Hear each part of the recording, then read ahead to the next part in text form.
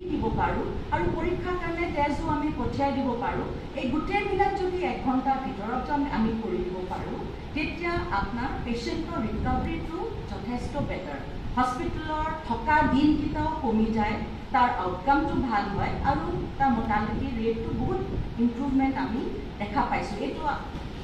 আমাৰ কথা নহয়, এইটো আপোনাৰ ৱৰ্ল্ডৰ এভিডেন্সে এই কথাটো চাইণ্টিফিক বেচিছৰ কথা আমি কৈ আছোঁ। সেইবিলাকৰ কাৰণে পেচেণ্টে যিমান সোনকালে হস্পিটেলত আহে, যিমান সোনকালে আমি চিকিৎসাটো আৰম্ভ কৰিব পাৰোঁ আৰু আমাৰ ICU টানি পেলাই যি বেলেগ ইকুইপমেণ্টছ দৰকাৰ আছে, তাৰমানে ICU এনেকুৱা এটা জেগা,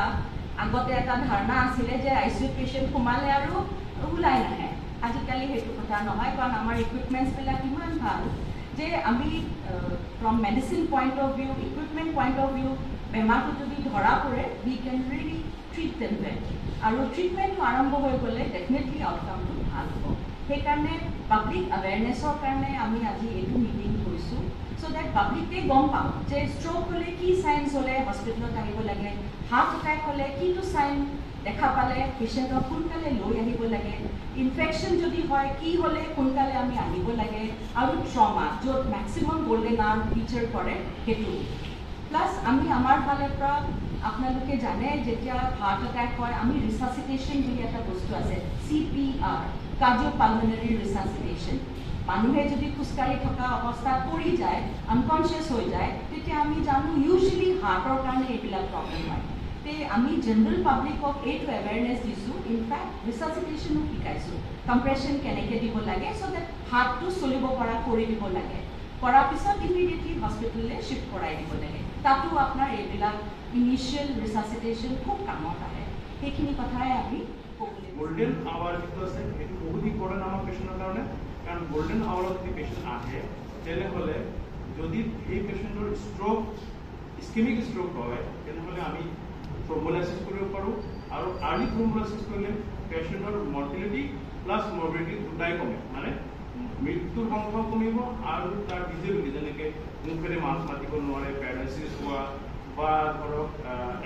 আকৌ ইম্বেলেঞ্চ থকা, এইবিলাক বস্তু কমি আহে যদি আমি আৰ্লি তাত ট্ৰিটমেণ্ট কৰিব পাৰোঁ। আৰু এটা কথা, যদি এনেকুৱা আৰ্লি ট্ৰিটমেণ্ট কৰাৰ পিছতো কেতিয়াবা ধৰক থ্ৰম্বোলাইচিছ কৰা গ'ল, তাতে আকৌ ব্লিডিং হ'ল, বা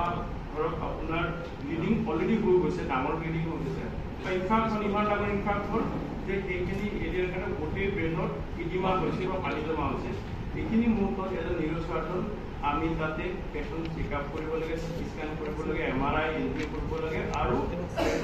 দেখা পালে তাতে পেচেণ্টৰ চাৰ্জাৰী কৰিব দৰকাৰ আছে, আমি চাৰ্জাৰী কৰোঁ, আৰু সেই চাৰ্জাৰীখনো বহুত কম সময়ৰ ভিতৰত পোৱাটো বেছি ভাল। ইমান কম সময়ত চাৰ্জাৰী কৰিব পাৰে, ইমান কম সময়ৰ ভিতৰতে পেচেণ্টৰ ৰিকভাৰী ভাল হ'ব, পেচেণ্টৰ মৰ্টেলিটি কমিব আৰু মৰ্বিডিটিও কমিব। তো এইখিনি ক্ষেত্ৰত পেচেণ্ট বা ৰিলেটিভ বা আমাৰ সমাজত মই এইখিনি ক'ব বিচাৰোঁ যে এটা হ'ল গোল্ডেন আৱাৰ, যিটো আমি সদায় এম্ফেচাইজ কৰি আছোঁ যে চবে টাইমত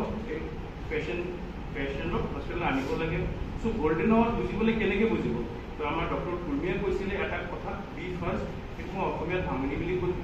কৈ দি আছোঁ। বি ফাৰ্ষ্ট মানে এটা হ'ল আপোনাৰ ফাৰ্ষ্ট হ'ল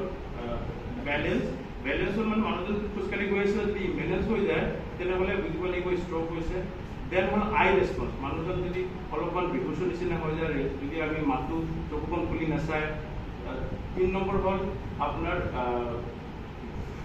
ফেচিয়েল, লাইক একফালে যদি উইকনেছ হৈ যায়, মুখৰ এফালে আৰ্ম যদি অলপ উইকনেছ হৈ যায়। দেন হ'ল স্পীচ, মানে মাতটো যদি টকাটকি হৈ যায়। আৰু লাষ্টত হ'ল কি হ'ল টাইম মানে আমি এনেকৈ বুজাইছোঁ কিমান সময়ত হৈছে আৰু কিমান সময় আমি হস্পিটেল আহিব লাগিব। এইকেইটা বস্তু যেতিয়া মানুহে গম পাব, দেন পেচেণ্টজনক আমি ষ্ট্ৰ'ক হোৱা বুলি গম পাম, আৰু লগে লগে যদি আমি হস্পিটেল লৈ যাওঁ তেনেহ'লে তাৰ আৰ্লি চিটি স্কেন হ'ব। আৰু আপোনাৰ ICUত আমাৰ এই গোল্ডেন আৱাৰ যোনটো কনচেপ্ট আছে, এই কনচেপ্টটো আপোনাৰ World War I, তাৰমানে আমাৰ যুদ্ধৰ সময়তে এই কনচেপ্টটো আহিছিলে। সিহঁতি দেখিছিলে যেতিয়া আপোনাৰ ইঞ্জুৰি হয় বা গানশ্বট ইঞ্জুৰি হয় বা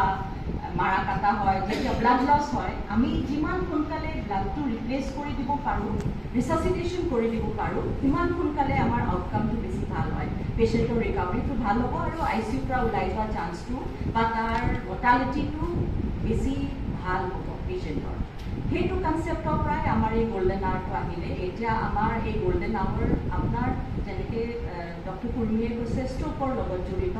আমাৰ হাৰ্ট এটেকৰ লগত জড়িত এইবিলাক পেশেন্ট যদি সোনকালে আমাৰ হস্পিটেলত আহে তেতিয়া within 60 minutes that's the golden hour সেইখিনি সময়তে যদি পেশেন্ট আহি যায় আমি যি ট্ৰিটমেণ্ট লাগে আৰম্ভ কৰি দিব পাৰোঁ তেতিয়া ডেফিনেটলি পেশেন্টৰ আউটকামটো বহুত ভাল হয় মোৰ ICU বিভাগত আপোনাৰ খুদা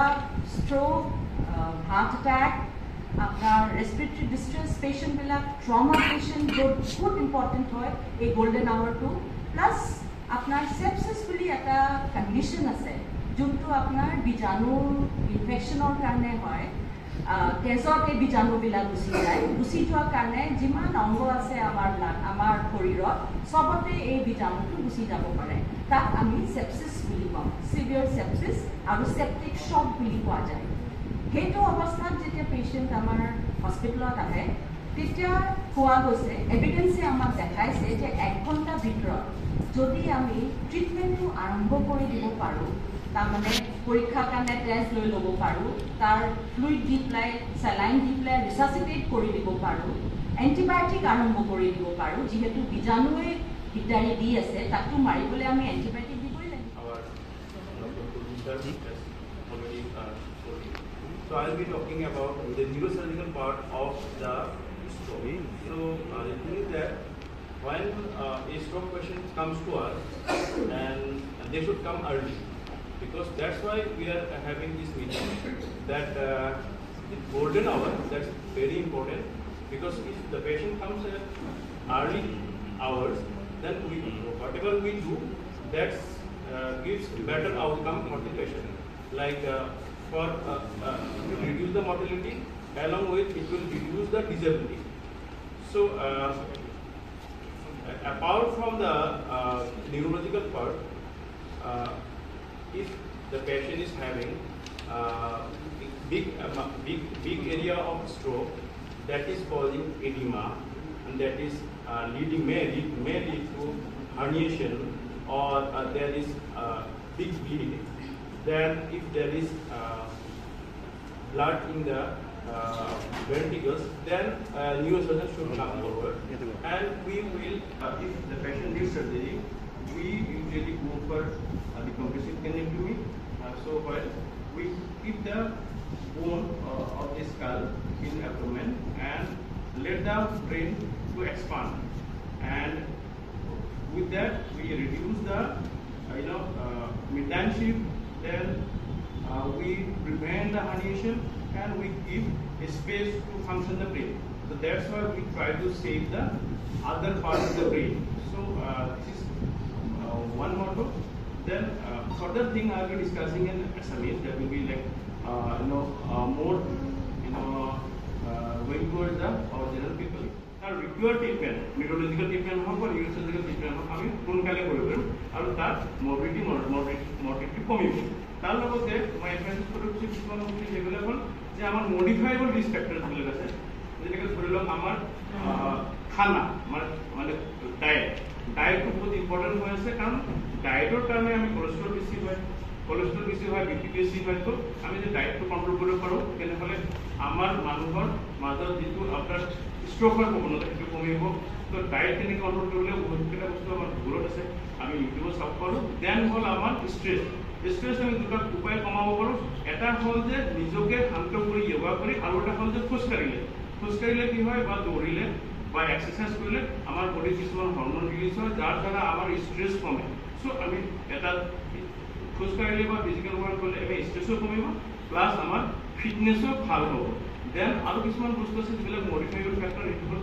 এলকহল কমাব লাগে যিমানে হয় কমালে ইমানে আমাৰ বডিত সাইড ইফেক্ট কম হ'ব এলকহলৰ কমপ্লিকেশ্যনছ কম হ'ব আৰু হ'ল চিগাৰেট স্মকিং তো এইকেইটা বেছিক যিকেইটা বস্তু সেইকেইটা আমি ছ'চাইটিত আমি যদি স্প্ৰেড কৰোঁ তেনেহ'লে ষ্ট্ৰোকৰ প্ৰৱণতা কমিব হস্পিটেল অহাৰ নম্বৰ কমিব পেচেণ্টৰ আৰু যদি কিবা কাৰণে ষ্ট্ৰোক হয় আমি গোল্ডেন আৱাৰত যদি পেচেণ্টকেইটা হস্পিটেল লৈ যাব পাৰোঁ তেনেহ'লে তাৰ ৰিকভাৰী বহুত বেছি বাঢ়িব